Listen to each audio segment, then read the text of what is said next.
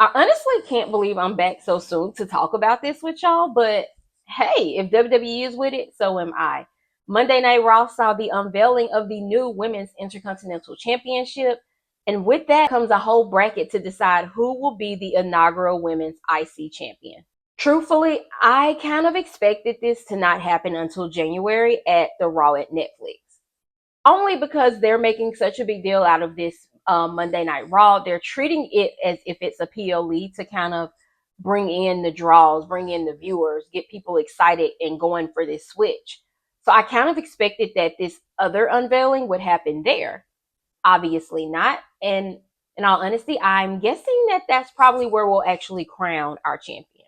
On Raw, Adam Pearce announced that the first qualifying match will be held on Raw, I believe, next week. So I'm thinking that the Raw at Netflix will be the very first time we see our inaugural champion crowned.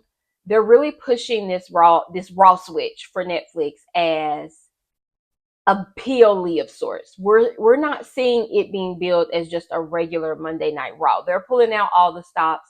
I believe they've already confirmed Roman Reigns, Bianca Belair, Cody Rhodes, and John Cena.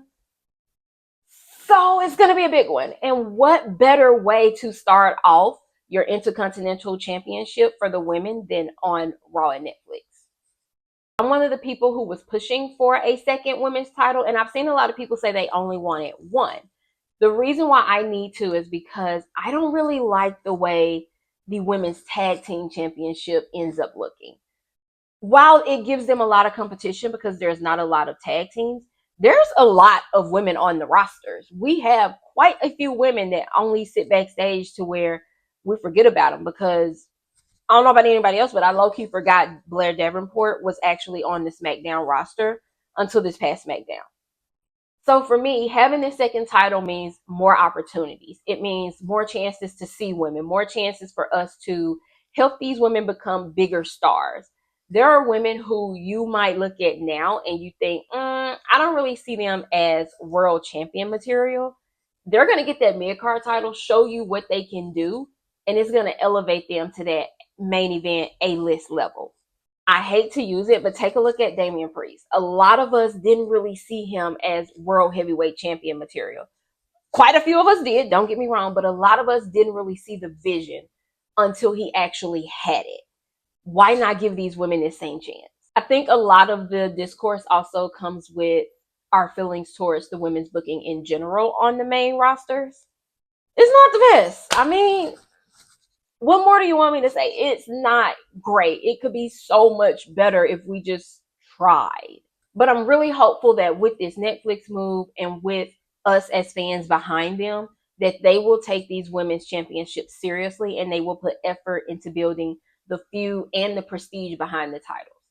So, of course, we have to get into who my picks are for the inaugural Women's Intercontinental Championship. I'm going to start this off by saying, no, I will not be saying Rhea Bloody Ripley's name in this video. I love mommy. I love me some Rhea down, okay? I do not want her as the first Women's Intercontinental Champion. I'm so sorry. I am all about creating stars. One of the things when it came to Roman's title reign was the longer Roman's reign went on, the more I thought, why not create a star when we have him pinned? And we kind of did in the form of Jey Uso. Don't hate me. Don't hate me.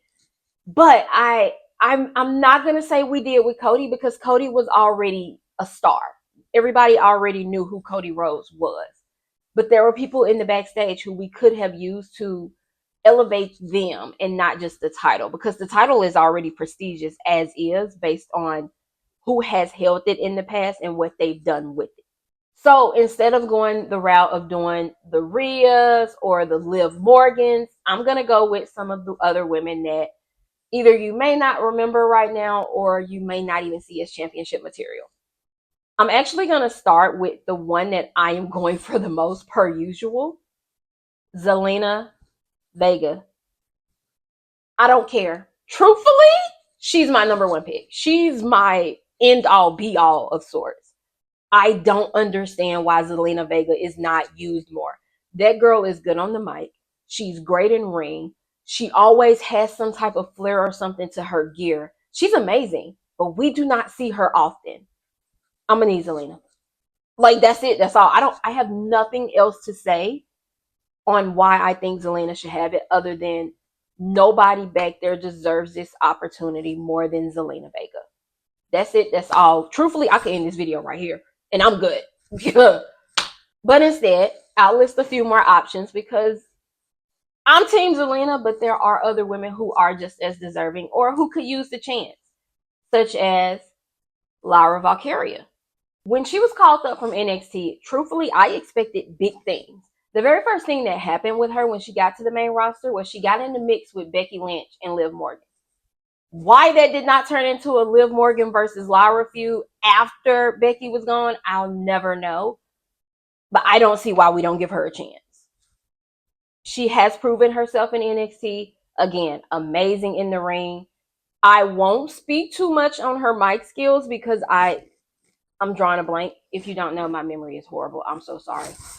I just think Lara could be a really amazing champion. She's young. She's fresh. It would be a fresh face, a new face that many people who are more of a casual fan aren't used to seeing. And it would do exactly like I said, create a star to the fan base that doesn't really know her. I know this next one is probably going to cause a bit of controversy, but I can't help but say it. Natalya. You can think whatever you want about Natalya's in-ring skills, about her mic skills, about whatever, but the fact still remains that your favorite was more than likely trained by her. I mean, you know how many women in NXT come up and they end up thanking Natalya for helping them train, for helping them get better, for helping them become the star that we enjoy? Natty is a beast in the ring, and I just don't think we've seen it. She's currently working with BFAB in the dungeon, and like BFAB blew me away in her qualifying match for the US title. Also, I think Natty posted a few days ago how it's been quite a while, like maybe 7-ish years. 1 second. Okay, I found it. The exact tweet reads, 14 years ago, I won my first title. People did right by me that night, and I've been trying to do the same in return my whole career. It took me 7 more years to win my next, and that was 7 years ago. Maybe it's time I stopped training champions and chase it again myself. Natalya has truly not held a title in WWE in 7 years. And I believe right now Natalya is probably the longest tenured women's superstar, and she keeps getting these world record plaques. I'm not even sure which record she's breaking at this point, but I believe she has like 6. I think it would make a lot of sense for Natty to be the very first IC champion. And based on her Twitter, she's throwing her head in the ring also. Like she said, she is so used to training champions that she kind of forgot how to be a champion herself. Maybe it's time we see some of that heart magic come back out of her. I don't know.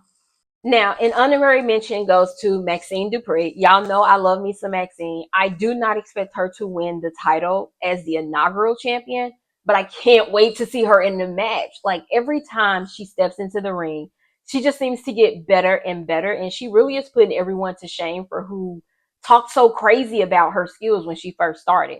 Now, don't get me wrong. Don't get me wrong. Should she have been in a ring at that point? No. Does she belong in the ring now? Yes. If you still dispute that, just go watch some of the other stuff she's done. I'm telling you, the girl is getting so much better, and I am so proud of her. Maxine, if you ever see this, great job, queen. You're doing great, sweetie. I'm also very interested in the possibility of Kairi Sane becoming the first Intercontinental champion.